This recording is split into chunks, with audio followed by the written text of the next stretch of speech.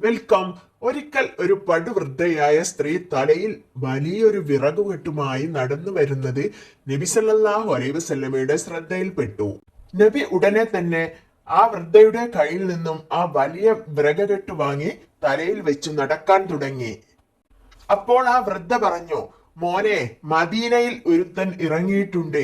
അവൻ യുവാക്കളെയെല്ലാം വഴിപിഴപ്പിക്കുന്നുണ്ട്. അവന്റെ പേര് മുഹമ്മദ് എന്നാണ്. നീ അവനിൽ പെട്ടുപോവരുത് കേട്ടോ.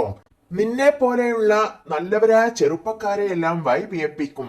നബിത്തങ്ങൾ ഒന്നും മിണ്ടാതെ വിറകുകെട്ട് ആ സ്ത്രീക്ക് വേണ്ട സ്ഥലത്ത് എത്തിച്ചു കൊടുത്തു. തിരിച്ചു പോരാൻ നിൽക്കുമ്പോൾ വൃദ്ധ ചോദിച്ചു, മോന്റെ പേരെന്താ?